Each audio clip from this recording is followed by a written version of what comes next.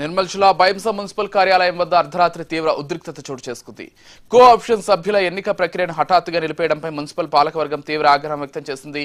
ఎన్నిక వాయిదా వేయడాన్ని నిరసిస్తూ మున్సిపల్ చైర్మన్, వైస్ చైర్మన్ మరియు కౌన్సిలర్లు కార్యాలయం ముందు బైఠాయించి నిరసనకు దిగారు. ముందస్తు సమాచారం లేకుండా ఎన్నికను ఎలా నిలిపేస్తారని అధికారులను నిలదీశారు.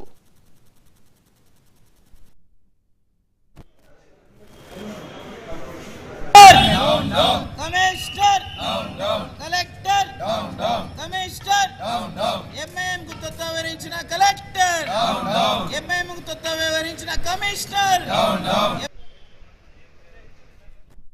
चेयरमैन साहब, वाइस चेयरमैन साहब, ऑल काउंसलर्स और उनके कार्यकर्ता जो यहाँ धरने में बैठे वैसे म्यूनसिपलिटी के सामने। इसका रीज़न ये कि कुछ दिन पहले एक ऑप्शन नंबर इलेक्शन हुआ था, उसमें कुछ कन्फ्यूज़न हुआ और पोस्टपोन हुआ इलेक्शन। कल 12 तारीख को इलेक्शन था, पूरे भैसे को मालूम।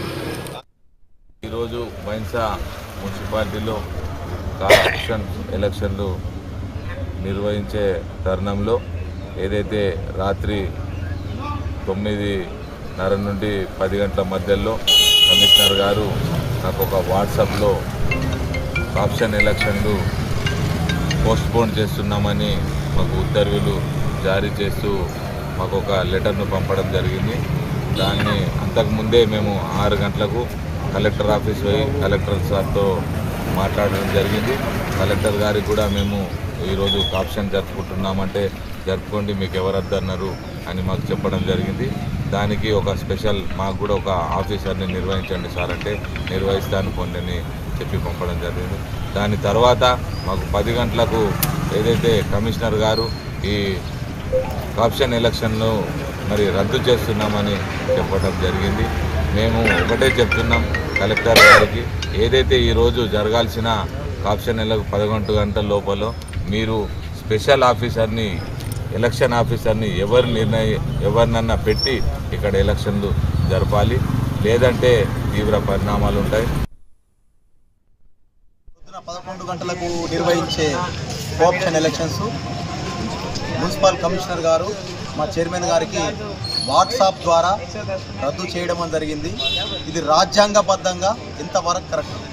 ఎందుకనంటే మా ప్రతిపక్షమైన నాయకులు ఎంఐఎం నాయకులకు మేము గత 7వ తారీఖు నోటీస్ పంపడం జరిగింది.